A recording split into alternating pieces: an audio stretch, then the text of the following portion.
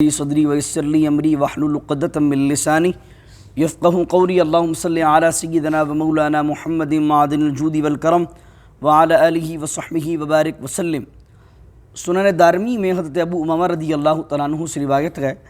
کہ سرکار دو عالم صلی اللہ تعالیٰ علیہ وآلہ وسلم نے ارشاد فرمایا، اور اسی کی مثل امام ترمذی نے اپنی کتاب سنن ترمذی میں جامع ترمذی میں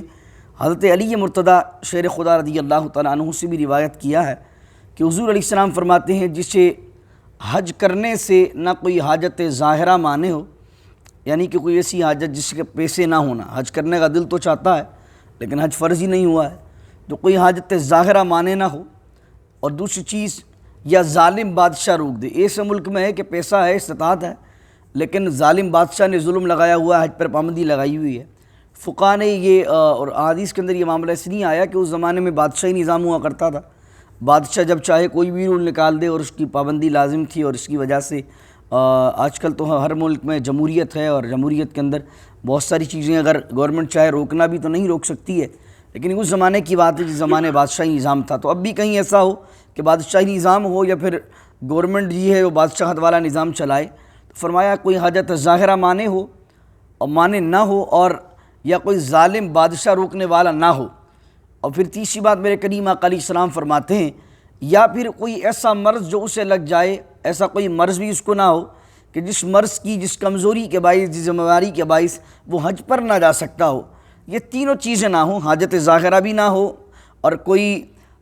بادشاہ روکنے والا بھی نہ ہو، کوئی بیماری بھی ایسی نہیں ہے کہ جو حج پہ جانے سے روک رہی ہے، پھر بھی بندہ بغیر حج کیے مر جائے، تو حضور علیہ السلام فرماتے ہیں پھر چاہے وہ یہودی ہو کر مرے یا نصرانی ہو کر مرے، او کما قال علیہ السلام۔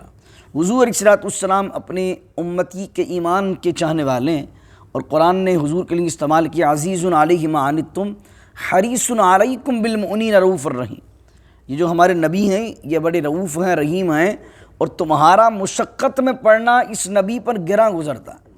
امتی اگر مشقت میں آتے ہیں تو حضور علیہ السلام رنجیدہ ہوتے ہیں، لیکن حضور علیہ السلام اتنے رؤوف الرحیم ہونے کے باوجود، جو حج کی استطاعت رکھنے کے باوجود، اور ان تینوں مجبوریوں کے نہ ہونے کے باوجود بھی حج نہ کرے، تو حضور علیہ السلام کتنا سخت فرمان اس کے لیے ہے کہ چاہے وہ یہودی ہو کر مرے یا نصرانی ہو کر مرے۔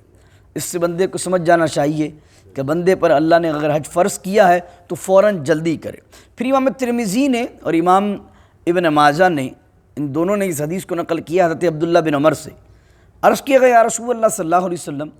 کون سی چیز ہے جو حج کو بندے پر واجب کرتی ہے، یعنی فرض کرتی ہے، بندے پر حج لازم کیا چیز کرتی ہے؟ تو حضور علیہ السلام نے جواب فرمایا دو چیزیں۔ فرمایا پہلی چیز ہے توشہ، دوسری چیز ہے سواری۔ یہ دو چیزیں بندے پر حج کو فرض کر دیتی ہیں۔ توشے سے مراد کیا ہے؟ جہاں وہ رہتا ہے وہاں سے لے کر مکے جانے تک، مدینے جانے تک، اور وہاں مکے مدینے میں رہنے تک، اور واپس جتنے مہینے قیام کرے، جتنے عرش قیام کرے، جتنے دن رہے، واپس اپنے گھر آنے تک، اتنا پیسہ ہونے چاہیے اس کے پاس، یا اتنا کھانے پینے کی چیزیں ہونا چاہیے جس کو ہم توشہ کہیں گے۔ اس کے پاس کھانے چینے کیسا کہ بھوکا نہ مرے، وہاں جا کے سوال نہ کرے۔ اور دوسری چیز سواری، جہاں سے جانے کی سواری، آج کل کے دور میں جس کو ٹکٹ کے لیں آپ، اس زمانے میں اونٹ پہ سواری ہوتی تھی، خچر پر ہوتی تھی، اور دیگر چیزوں پر سواری کیا کرتے تھے۔ تو توشہ اور سواری حضور علیہ السلام نے ارشاد فرمایا کہ جس کے پاس استطاعت ہو۔ تو فقہا نے اس حدیث کے ضمن کے اندر مسئلہ یہ لکھا ہے کہ جس شخص پہ اتنا قرضہ بھی نہ ہو، اور دوسری چیز یہ ہے کہ اور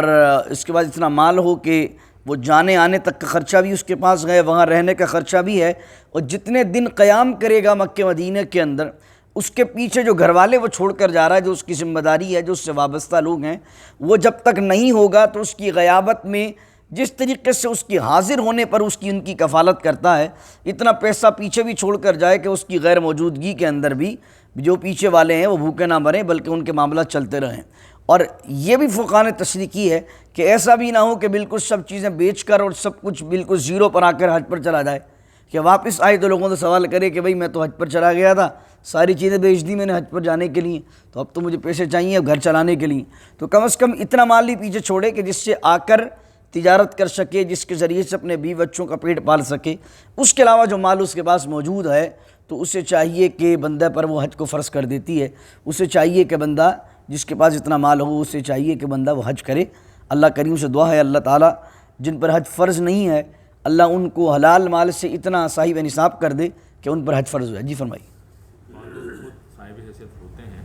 ان کے والدین نہیں ہوتے، لیکن ہمارے پاکستانی طرف ٹرینڈ یہ ہے کہ جی والدین کو حج کرا لو، میرا رہ جائے تو بھلے رہ جائے۔ جی بالکل، بہت اچھی بات فرمائی انہوں نے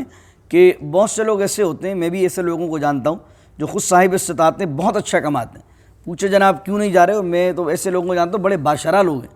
تو پوچھا بھائی آپ ابھی تک حج پر کیوں نہیں ہیں؟ تو یار بولا پہلے ذہن یہ ہے کہ امی ابو جائیں گے تو جب میں جاؤں گا۔ تو کہا امی ابو کب جائیں گے؟ تو کہہ یار امی تو مان رہی ہیں، ابو کا بھی موڈ نہیں بن رہا ہے، تو ابو اب مان جائیں گے تو میں جاؤں گا۔ تو اماں ابا کے حج سے آپ کا تعلق ہی نہیں ہے۔ بعض اوقات ایسا ہوتا ہے کہ والدین کے پاس اتنا مال ہی نہیں ہوتا کہ ان پر حج فرض ہو، تو جس بندے کے پاس اتنا مال آ گیا ہے کہ اس پر حج فرض ہو گیا ہے تو امی ابا سے پہلے اس کا جانا فرض ہے۔ امی ابا کے حج سے اللہ کرے آپ کو اتنا مال دے اللہ کہ آپ خود بھی جائیں اور امی ابا کو بھی لے کر جائیں۔ کچھ لوگ امی ابا کی وجہ سے، اور کچھ لوگوں کو یہ ہوتی حاجت ہوتی ہے کہ میں بیوی بچوں کو لے کر جاؤں گا، اب پیسے ہی اتنے ہیں کہ اپنا حج فرض ادا کر سکے، بیوی پر حج فرض نہیں ہے، بچوں پر فرض نہیں ہے، لیکن خواہش و تمنا یہ ہوتی ہے کہ یار زندگی ساتھ اس کی گزاری ہے تو میں چاہتا ہوں کہ میں اس کو حج پر لے کر جاؤں۔ بہت اچھی خواہش ہے، لے کر جانا چاہیے، اللہ کرے کہ میاں بیوی دونوں کے دونوں حرم مقدس پہنچے ایک ساتھ۔ لیکن اگر اس کے پیسے نہیں ہیں، وہ بندے پر صرف خود پر حج فرض ہوا ہے اور اس کے بعد صرف اتنا مال ہے، دوسروں پر حج فرض نہیں ہوا ہے، تو والدین کی صورت میں یا بیوی بچوں کی صورت کے اندر اپنے حج میں تاخیر نہ کرے۔ دعا کیجیے اللہ تعالیٰ سے اللہ تعالیٰ عمل کی توفیق عطا فرمائے۔